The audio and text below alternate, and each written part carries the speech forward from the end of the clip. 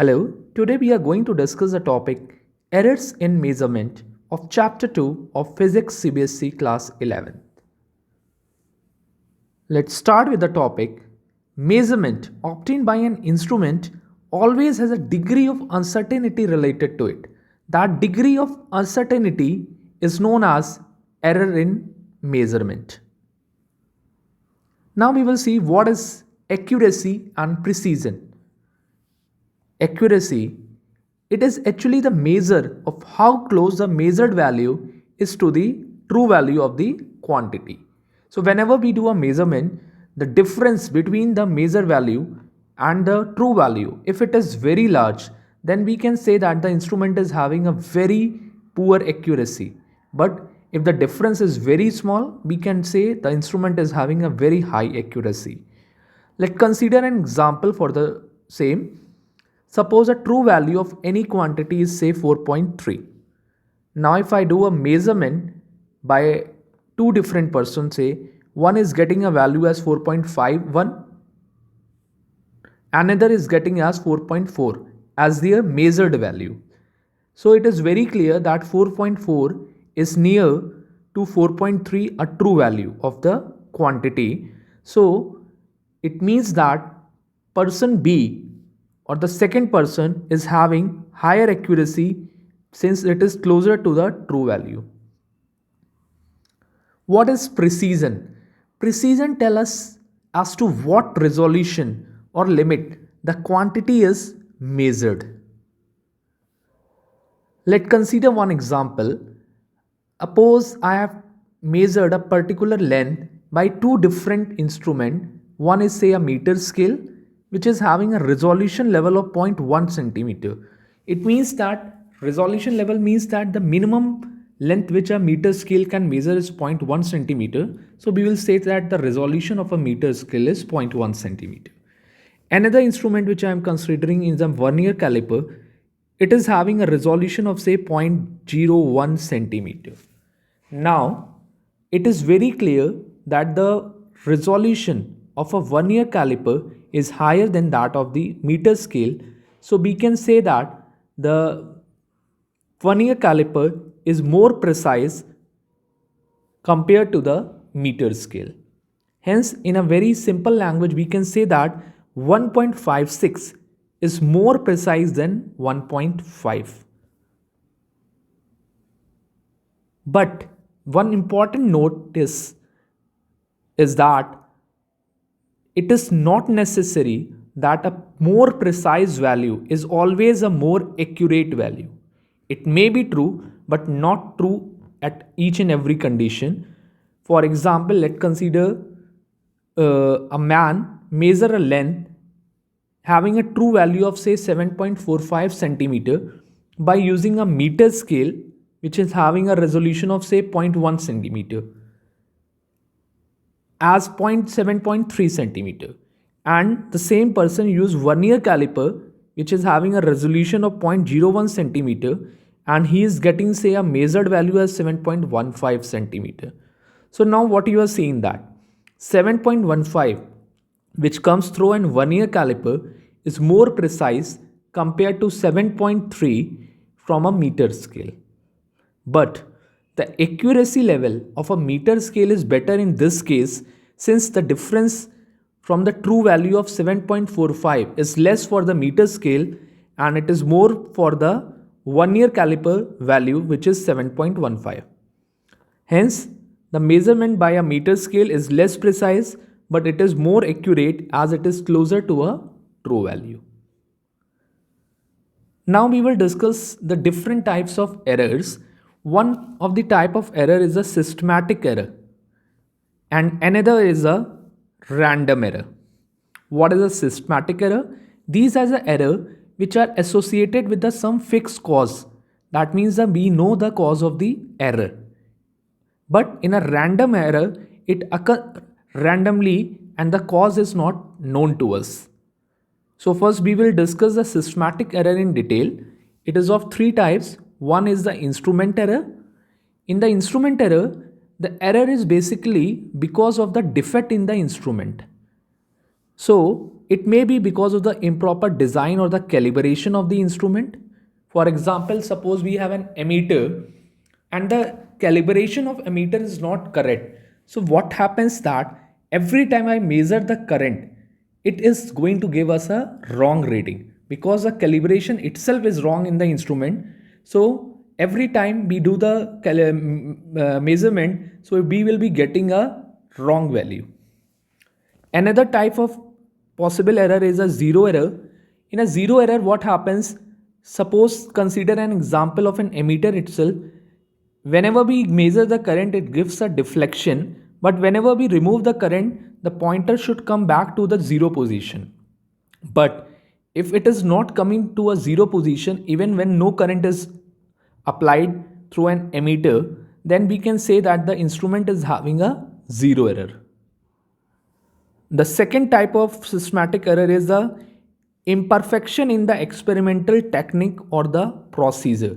So sometimes it may possible that the proper procedure of the instrument is not followed and there's error because of that. So measurement basically affected by the changes in temperature, humidity or the wind velocity. So let's consider an example. If we do a temperature measurement of the temperature of the body by placing a thermometer under the armpit, it will always be less than the actual temperature because the environmental effect will be there and the temperature will be somewhat lesser than the actual temperature of the body. The third type of the systematic error is a personal error. In personal error, an experimentalist can introduce error in his measurement due to his carelessness or a casual behavior. So sometimes due to the wrong concept or the by mistake a experimentalist can produce an error in the measurement. For example, if we are measuring a length and the meter scale which we are using is not kept straight, it is in a slant way, so what happens, the measured value will be wrong. So these are the three types of the systematic error. Now let's talk about the random error. The error which cannot be associated with the systematic or the constant cause are called random errors. These errors occur irregularly and can randomly have any sign that is positive. Whenever the measured value is more than the true value, it is a positive error. And it could have a negative error. Whenever measured value is less than the true value, we say that it is a negative error. So a random error can be have a positive error or a negative error. Now, how to remove the error associated with the random errors? What we do, we are going to take a number of observations of the value which we are measuring and take the arithmetic mean. The effect of the positive error will get reduced due to the effect of the negative error and the vice versa. So what we are going to do, we will be taking a number of observations and because of the number of observation, we will find out the mean value of that. The mean value is set to be the true value because that will be the most accurate one because the positive error and the negative error associated with the different observation will be cancelled out by each other and the mean value will be the most exact value or most true value of the quantity being measured. Let's see what is the least count. The smallest value of the measurement that can be directly taken from the measuring instrument is called its least count. So least count is somewhat same as a resolution what we have already discussed. It is also called the resolution of the instrument. Now we are going to discuss the absolute error. So to understand the absolute error, we are considering a case. Now consider absolute error. What is an absolute error? To understand it, we are going to take n observation. Let's say n observation are like A1, A2, A3 till AN. These are the n observation we have obtained of any quantity. Now to get the true value of the quantity, we will be finding out the mean of it, which is known as a true value. So A1 plus A2 plus A3 plus AN divided by n, that is the mean of the n number of observation, that is known as a true value of the quantity being measured. Now to get the absolute error in each observations, what we need to do is find out the difference of the measured value from the true value. So basically we will be considering only the magnitude of the difference of the true value and the measured value of each observations, not the sign we are going to consider. So let's consider a mod sign here. So del A1, that is the absolute error in the first observation, will be what? A mean minus of A1 inside a mod. Similarly, for the second observation, it will be A mean minus of A2. In a similar way, for the nth observation, it is A mean minus of AN. So that is how we find out the absolute error associated with each and every observations we have considered. Next is we are going to consider the mean absolute error. That means we are going to find out the mean of all the absolute error in each and every observations. It is represented by del A mean equals to del A1 plus del A2, and the last one will be del AN divided by n. So it will give us the mean absolute error. That means the mean of all the absolute error of each and every observations. So a quantity can be represented like this. A can be represented as A mean, which is the true value, plus minus the mean absolute error. So that is a maximum error associated with the quantity A, and A mean is the true value of the quantity. Next is the relative error.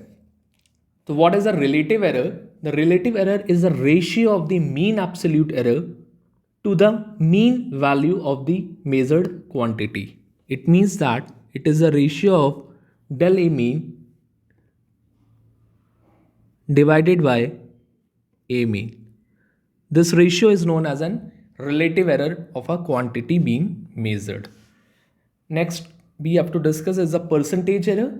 So the percentage error associated with any quantity A is given by a relative error simply multiplied by 100 will give us the percentage error associated with the quantity A. So these are the basic formula. Using it, we will be solving few numericals. So here, consider this problem. The true value of a particular length is given to you as 4.283 centimeter. The three instruments we are using, say A, B and C.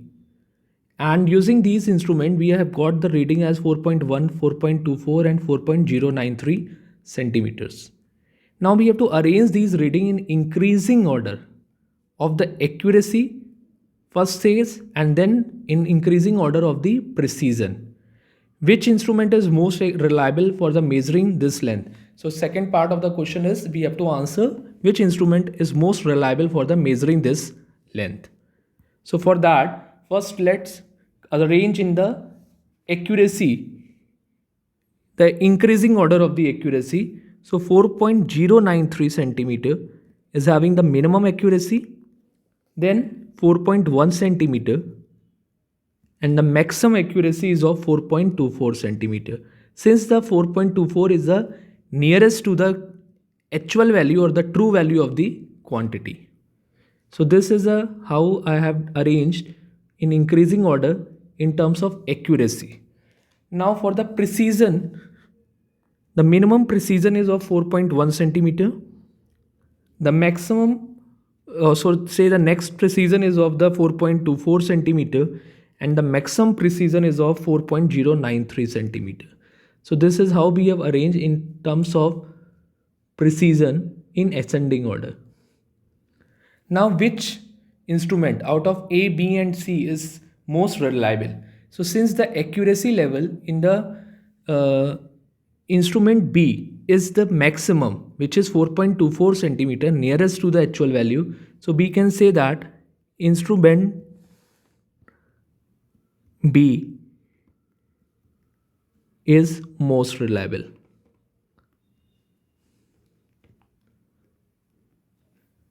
Let's consider another example.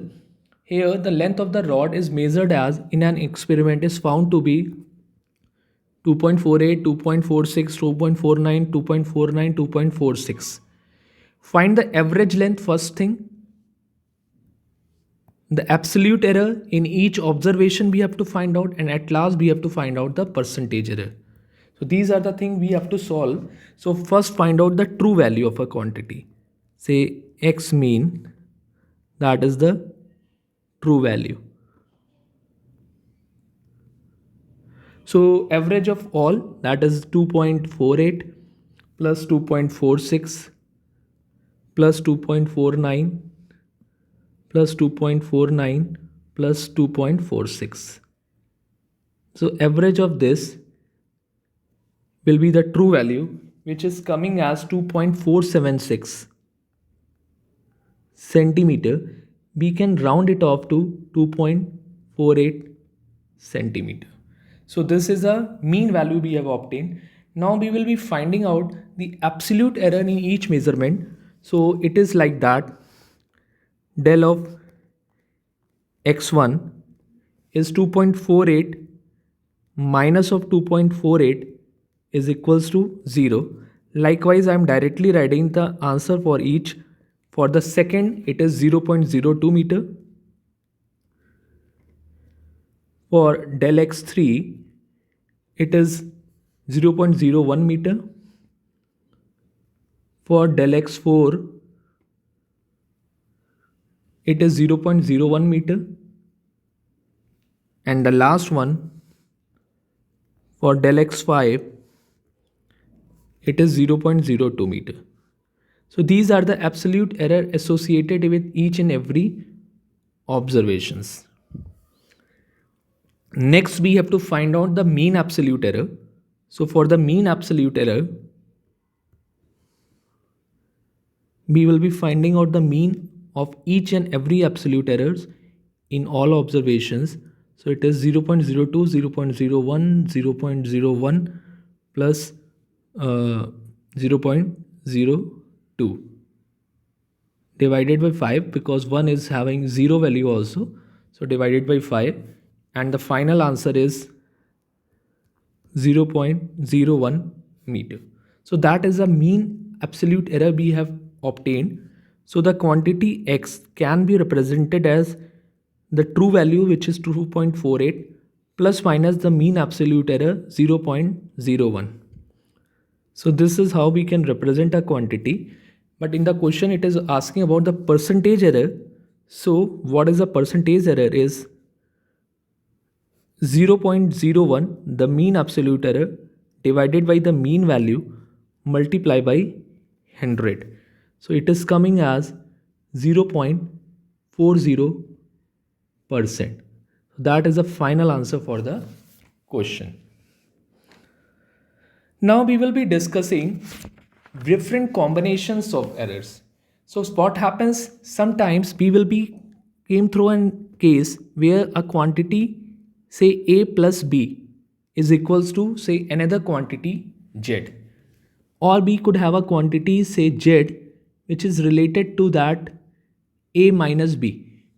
So that are the different possibilities we have. So how to consider or how to obtain the total absolute error in Z if the absolute error in A and B is known to us. Okay, so very simple. The total absolute error in Z will be equals to the sum of the absolute error obtained in A and B. Even if it is having a Z equals to A minus B, then also the absolute error in Z will be equals to del A plus of del B. So why the plus? Because the error can be positive or the negative also. But what we are considering, what is the maximum possible error? So for obtaining the maximum possible error, we are adding the error in both the quantity. Okay, that would be a maximum possible error. So whether it is minus or plus, the maximum possible error would be del A plus del B, that will be equals to del Z. So whenever quantity are related with the addition or the subtraction, this is how we find out the error or resultant error we find out. Now we will be considering a case when a quantity are related with a multiplication or division. For example, say Z is equals to AB. Then what happens? The relative error in Z can be obtained as relative error in A plus relative error in B. So during the time the two quantities are multiplied, so the total relative error in a quantity Z would be equals to the sum of the relative error in A plus sum of relative error in B. It will be also valid when Z is equals to A divided by B. Then also we can say that del Z by Z would be equals to del A by A plus of del B by B. So in both the case, you will see that the relative error in Z would be the sum of the relative error in the quantity A as well as in the quantity B.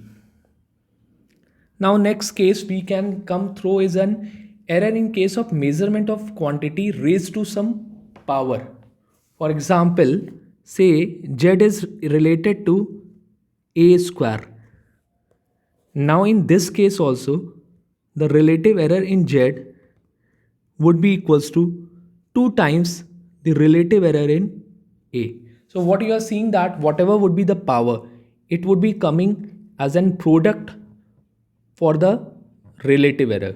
Okay, so the relative error in A would be multiplied with the power with which A was raised to obtain the relative error in the Z. For the power, let's consider another example. Here we are considering example, say Z is equals to A power M, B power N and C power Q. So in this case, the relative error in Z is equals to M into relative error in A plus N into relative error in B plus Q into relative error in C. So that is how we can obtain whenever different quantities are there raised to a different powers. Another case we can come through in addition or subtraction of a reciprocal of a quantity. Just consider an example. Suppose 1 by x is equals to 1 by y plus 1 by z.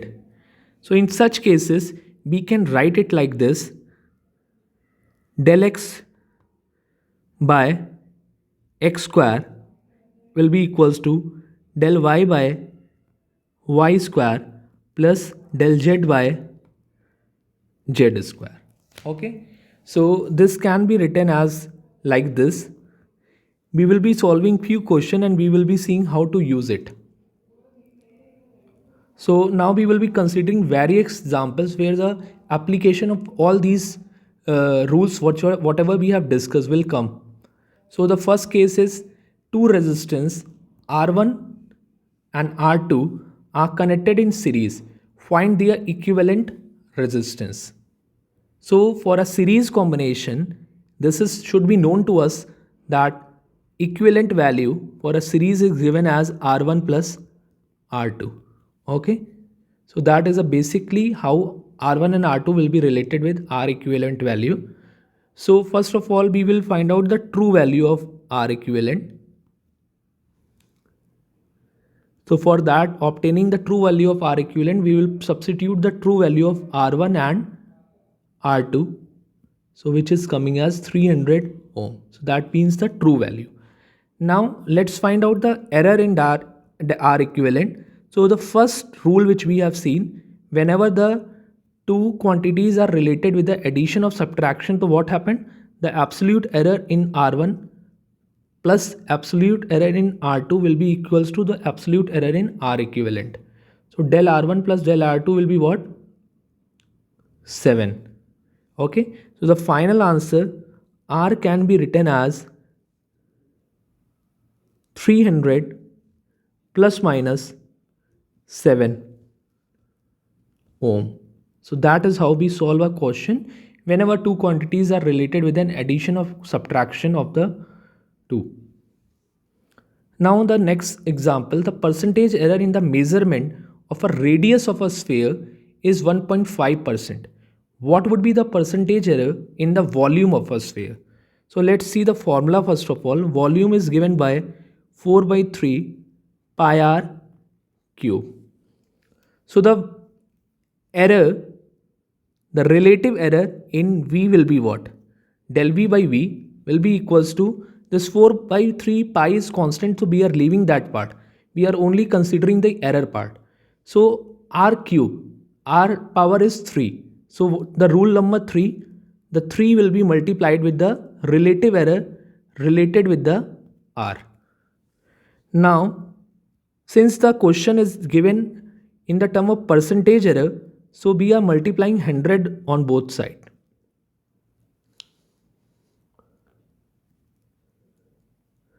So it means that percentage error in R.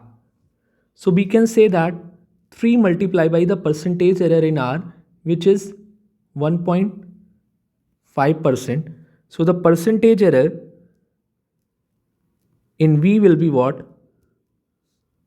4.5%. So that how we can solve a question whenever any quantity is raised to some certain power. Another example we are considering, here we will be using rule 2. What is the question? The voltage across a lamp is 6 plus minus 0.1 and the current flowing through it is 4 plus minus 0.2 ampere. Find the power consumed with the maximum permissible error. So the power is given by the product of voltage into current. So this formula we have to use. First we are going to find out the true value of power. So we will be multiplying the true value of voltage and current, which is 6 and 4. So the 24 watt is the true value of a quantity. Now we will be finding out the error in P. So we know that we have to use rule 2 since the two quantity V and I are multiplying. So the relative error in P will be what? It will be relative error in voltage plus relative error in current. So it is del V by V. The del V by V is 0.016 and del I by I is 0.05. So del V by V is what? The ratio of 0.1 and 6. 0.1 divided by 6 is what? 0.016. And for the del I by I, it is 0.2 divided by 4, which is 0.05. So we are getting del P is equals to what? P multiplied by the addition of the two, which is 0.066. So we are getting as 1.584. So we can round it off and we can write it as 1.6. So the final answer should be P, the quantity should be 24 plus minus 1.6 watt. So this is how we can solve the question whenever two quantities are multiplied. Here, consider the question. For two resistors R1 and R2 are connected in parallel. Find the relative error in the equivalent resistance if R1 is this and R2 is this. So here what is happening? The equivalent value of the resistance in parallel is given by 1 by R1 plus 1 by R2. So using this, first of all, we should find out what is the error. So for the error, we are going to use the rule number 4. So del R equivalent by R equivalent, and I am writing here 1 by R equivalent. Here equals to 1 by R1 del R1 by R1 plus 1 by R2 del R2 by R2. So we have arranged it in such a way. Now let's find out the value of R equivalent. So using the true value, we can find out the value of R equivalent. So it would be 100 multiplied by 50 divided by 100 plus 50, which is 150. So 50 this. So we are getting 100 by 3 as an R equivalent. Okay. So the R equivalent value is known to us, which is 100 by 3. Okay. So del R equivalent by R equivalent will be 100 by 3, the R equivalent value. Here what we will be getting 1 by R1, which is 1 by 50 del R1 by R. So what is del R1 by R? It is 2 by 50 plus 1 by R2, 1 by 100 and del R2 by R, which is 3 by 100. So these are the, just we have substitute the values. Okay. So del R equivalent by R equivalent value, it can be simplified and we are getting as 4 by 150 plus 3 by 100, sorry 3 by 300. It can be further simplified by 11 by 300 and we are getting as 0.036. So that is a relative error. In the question, we have to find out the relative error itself. So the relative error is this, what we are getting as the final answer. So here we will be considering another example. Find the relative error in Z if Z is this and the percentage error in the measurement of different quantities are like 4%, 2%, 3%, 1%. These data are given to us. So how to find out the relative error in Z, or say the percentage error in Z? So del Z by Z will be what?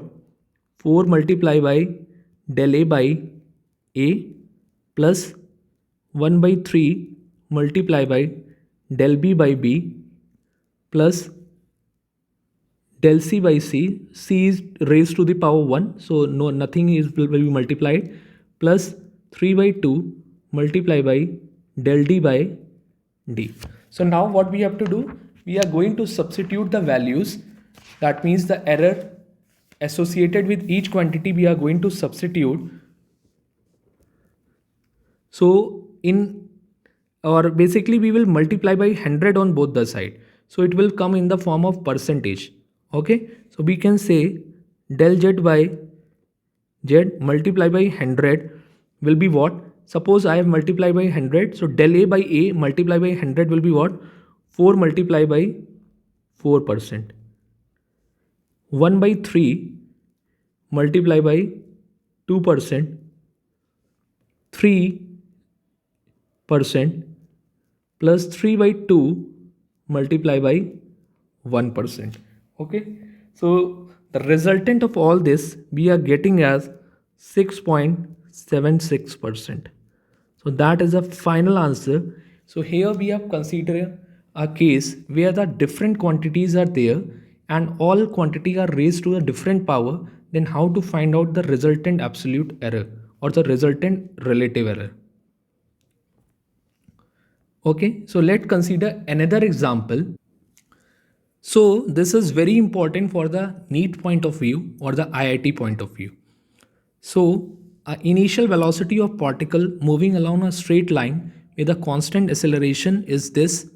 If its acceleration is this, then velocity of the particle with error after time t this is. So, the velocity has been asked. That means basically we have to use the formula v equals to u plus at. Okay, so the initial velocity given to us, acceleration given to us, and time is given to us. Okay, so using this formula, first we will find out the true value of the final velocity. So we are going to substitute the true value of each and every quantity. So it is like 20 plus 5 multiplied by 10. So we are getting as 70 meter per second. So 70 meter per second, that is a true value of the final velocity. Now here what you are seeing, v equals to u plus at.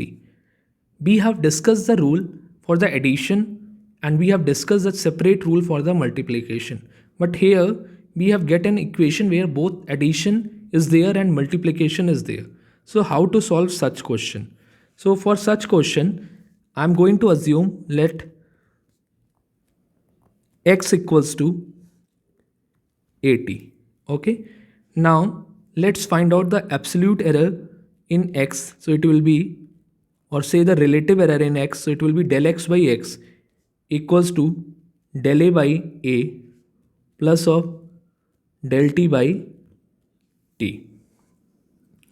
So it can be further simplified, del a multiplied by t plus del t multiplied by a upon at will be equals to del x by x.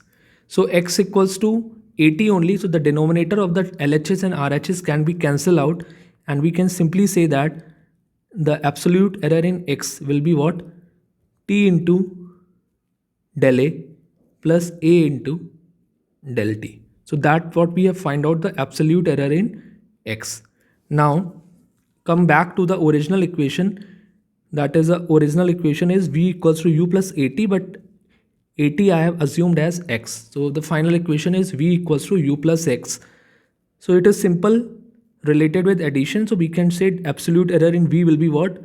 Absolute error in u plus absolute error in x. Now substitute the value of del x which we have obtained in the above equation. So we are getting del u plus t into del a plus a into del t. So this is the required expression we have obtained. Now nothing is difficult, just we have to substitute all the values. After substituting all the values, we are getting the final answer as 8. So that is a error, absolute error in the final velocity, 8 meter per second we can say, and the final answer v can be written as 70 plus minus 8 meter per second. So that is how we solve a question whenever we come through a condition where an expression is there which is having a combination of addition, subtraction as well as multiplication, division. So for such question, we are going to consider one more example. Here a z is given to you as a upon a minus b, and a and b are the measured with error del a and del b respectively. Then the relative error in the z, that is del z by z, will be equals to what? So out of these four options, which will be true? For that, see this, z equals to a upon a minus b. Okay, so here what we are going to do, let a minus b is equals to say any quantity c. Okay, so del C, that is the absolute error in del C would be what? Absolute error in A plus absolute error in B. So that is the rule number 1 we have used. Now come back to the original equation, z equals to A upon A minus B. But A minus B already I have assumed as C, so I am writing z equals to A by C. So for this, what is the relative error in z? Rule number 2 we have to use. Del z by z will be what? Del A by A plus del C by C. So the relative error in A, addition of relative error in C will be the relative error in the z. Now what we are going to do, we are going to substitute the value of del C, which we have obtained in the above equation.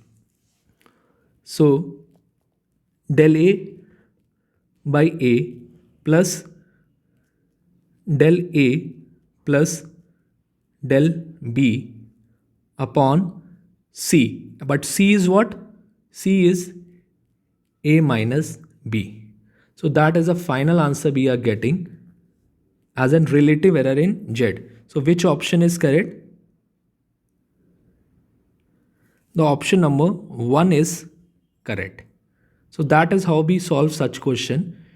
So it is also a very important question for a NEET or the IIT point of view. One more question very important for the NEET as well as IIT point of view is this.